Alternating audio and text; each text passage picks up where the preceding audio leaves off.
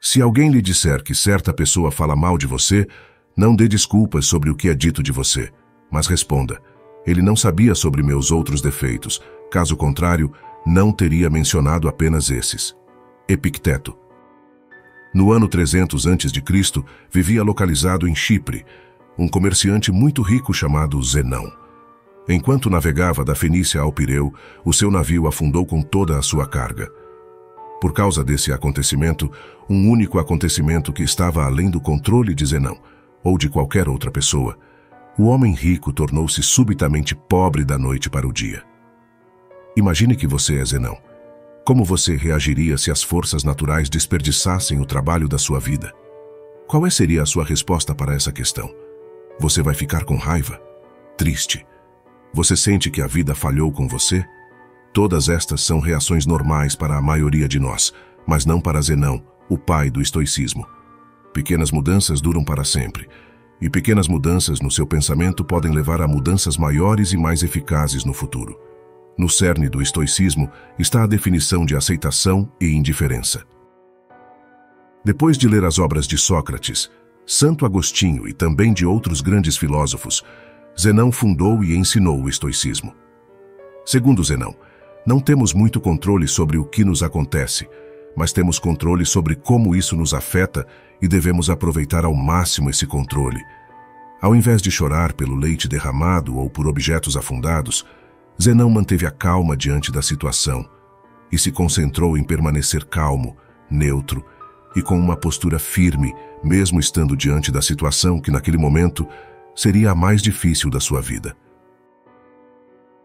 As pessoas hoje acreditam erroneamente que os estoicos são pessoas imperturbáveis, frias, sombrias, pessoas que não sentem emoções e não experimentam coisas como acessos de raiva ou ataques de ansiedade.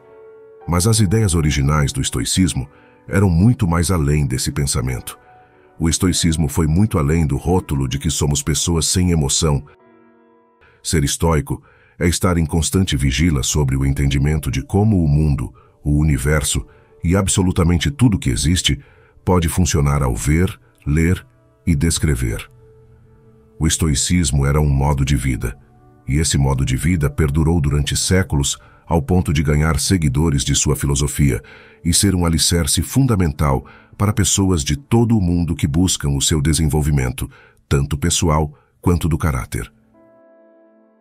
Além disso, a filosofia estoica transcende o tempo e a atualidade, e logo pode ser aplicada tanto em situações de hoje em dia, quanto da mesma forma que foi utilizada há milhares de anos, tanto que os seus benefícios são igualmente impactantes para ambas as épocas.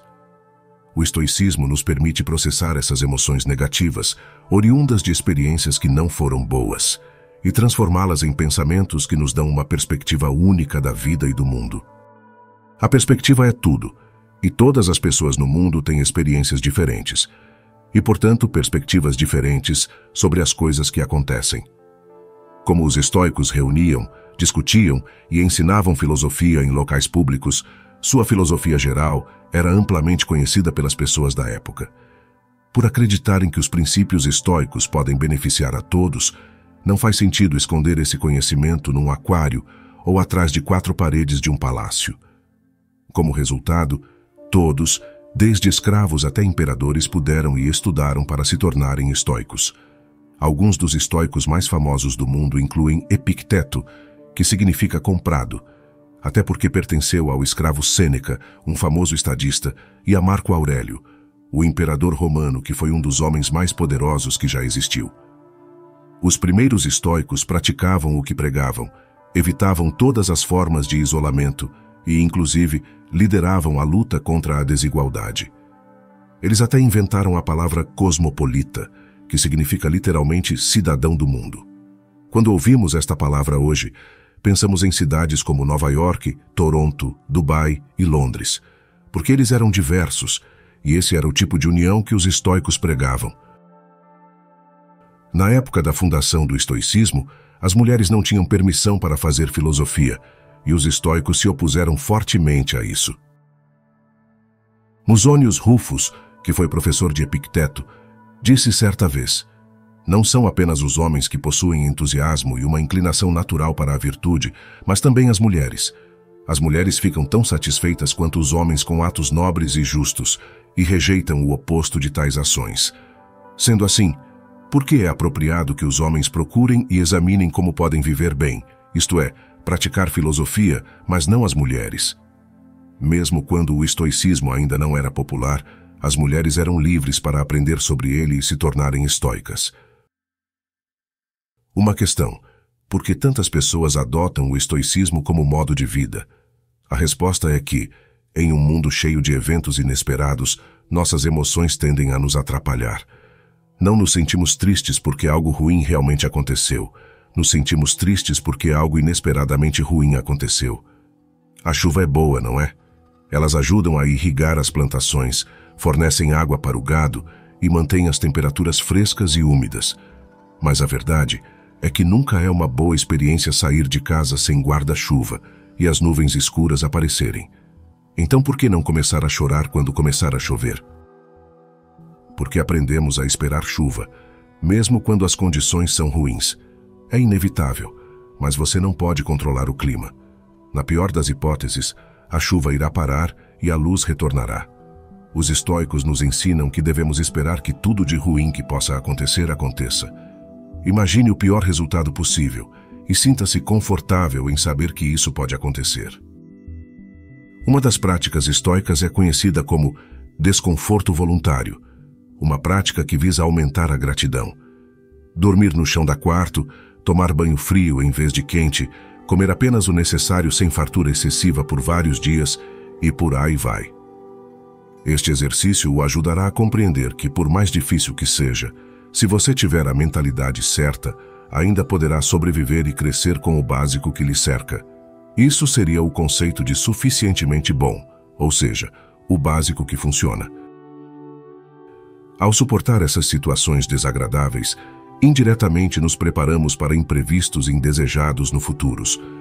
Dado o estado atual do mundo, onde somos bombardeados o tempo todo com redes sociais, acreditamos que a menos que você tenha sorte, tenha uma certa aparência ou ganhe uma certa quantia de dinheiro, não poderá prosperar nunca. Eu te peço, seja feliz, esta mensagem é mais importante do que nunca. Entramos no mundo sem saber quase nada. Aprendemos coisas em casa e na escola. Logo crescemos observando o mundo por nós mesmos. É importante ressaltar que todas as três fontes de conhecimento muitas vezes nos ensinam de maneiras diferentes. A questão é, precisamos internalizar todo esse conhecimento? Quando fazemos isso, inconscientemente, estabelecemos expectativas irrealistas para nossas vidas e acabamos nos sentindo decepcionados e insatisfeitos. Eu não posso viver assim. Em vez disso, devemos nos concentrar no nosso desenvolvimento pessoal. Deveríamos fazer as coisas por nós mesmos e não para a aprovação das pessoas que não estão nem aí para nós. Quando conectamos nossas ações a esperanças externas e apegos secundários, isso quase sempre nos leva à profunda decepção. Na maioria das vezes, tentamos preencher esta lacuna com algo externo, porém não controlamos nada externo e absolutamente quase nada nesse mundo. As pessoas gastam todo o seu dinheiro em carros luxuosos, casas luxuosas e em coisas supérfluas. Às vezes fazemos todas essas coisas por aprovação externa e não por nossos princípios e valores internos. Mas o estoicismo ensina que, se você encarar a vida dessa forma, você coloca sua felicidade nas mãos de forças externas. Forças que sempre podem falhar, pois essas forças não se controlam. Os carros quase sempre quebram, os desastres naturais destroem cidades inteiras e as taxas de divórcio aumentam a cada ano. Mas mesmo as coisas gratuitas da vida têm um preço, e é o preço do nosso estado físico e mental. Sêneca escreveu certa vez: quando você aprende a viver com menos, você abre espaço em sua vida para as coisas que são realmente importantes para você. Podemos adquiri-las fisicamente. Devemos optar por fazer o nosso melhor para permanecer calmos, não importa o que aconteça na vida. Porque não importa o que queiramos, no final das contas, não podemos controlar a maioria das coisas que nos acontecem, mas podemos controlar completamente a forma como reagimos a elas. Esta é a dicotomia do controle, o princípio mais importante da filosofia estoica. Nas palavras de Epicteto, a principal tarefa na vida é simplesmente esta: identificar e distinguir entre as coisas, quais coisas externas estão fora do nosso controle e quais estão realmente sob nosso controle, envolvido na decisão. Os estoicos ensinam que devemos aprender a distinguir entre o que podemos controlar e o que não podemos controlar. Devemos julgar o nosso valor pelo que podemos controlar e não pelo que não podemos. É bom trabalhar duro para atingir seus objetivos, mas de uma perspectiva estoica, não faz sentido desistir quando as coisas não acontecem do seu jeito. Confie no processo. Viver com menos significa essencialmente libertar-se das restrições sociais que você impõe a si mesmo. Pense em alguém que trabalhou duro nos últimos 6 meses. Ele agora sente que merece uma promoção e vai até seu chefe com um relatório de desempenho. O patrão agradeceu, não o promoveu, e foi para casa pensando que seu trabalho devia ser péssimo. Ele poderia ter perdido a promoção porque seu chefe estava irritado, ou talvez outra pessoa fosse mais adequada naquele momento, ou talvez a empresa estivesse no vermelho e ele simplesmente não tivesse dinheiro para a sua promoção. Não sei porquê, mas ele ainda está chateado. Se ele tivesse simplesmente avaliado a qualidade dos relatórios de desempenho que apresentou e continuado a fazer o que era necessário para conseguir a promoção que desejava, teria ficado mais feliz no geral. Com a perspectiva certa, o objetivo não poderia ter sido alcançado, apenas adiado. O importante é a reestruturação desta forma de pensar.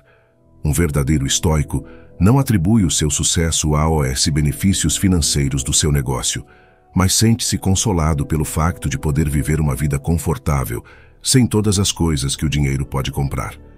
O estoicismo tem 4 virtudes principais: sabedoria, coragem, temperança e justiça. Sabedoria é a capacidade de distinguir entre o que é interno e o que é externo, e a capacidade de escolher a resposta a eventos que lhe ocorrem.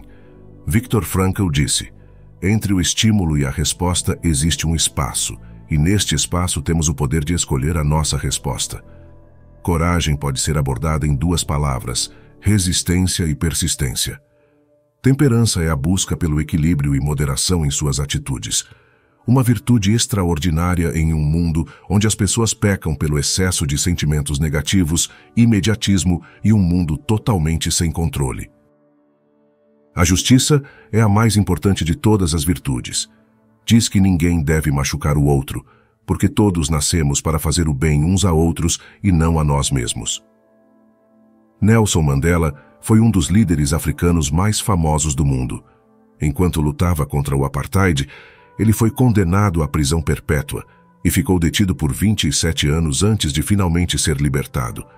Quando foi libertado da prisão, foi eleito presidente da África do Sul. Muitos pensaram que ele puniria impiedosamente qualquer pessoa ligada ao apartheid ou à sua prisão, mas não foi isso que ele fez. Enquanto estava na prisão, Mandela leu as obras de Marco Aurélio e aprendeu muitos dos valores fundamentais do estoicismo que praticou ao longo de sua vida. Em vez de apelar aos corações dos malfeitores, Nelson Mandela estimulou o seu povo a esforçar-se na direção oposta para perdoar, seguir em frente e reconstruir um país onde negros e brancos possam viver em paz. Ele sublinhou que o passado está agora fora do seu controle e a única coisa que podem fazer é encontrar uma forma de avançar e construir um país melhor para o futuro. Nelson Mandela foi um grande estoico. Este é o caminho estoico. Na medicina moderna, o estoicismo é o foco de tratamentos como a terapia comportamental, emotiva racional e a logoterapia.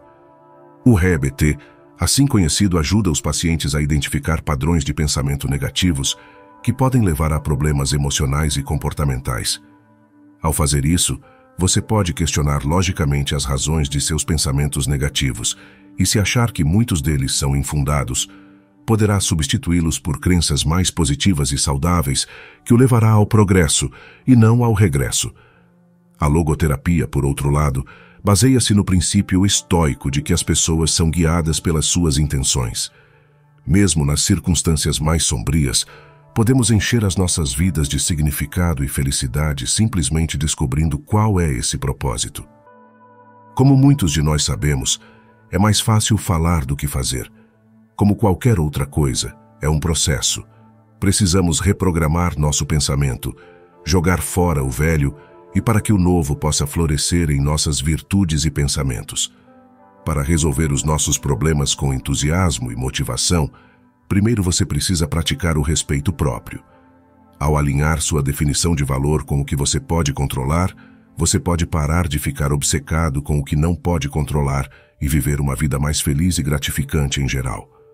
O estoicismo ajuda você a superar as tempestades do passado e do presente, e logo a alcançar águas mais claras, calmas e pacíficas. E mesmo que o navio afunde e todos nós nos afoguemos, podemos ter certeza de que vivemos uma vida boa, mesmo que não tenha sido exatamente o que esperávamos. Porque lembre-se, para tudo e para todos existirá um fim. Eu agradeço por você assistir esse vídeo. Até breve.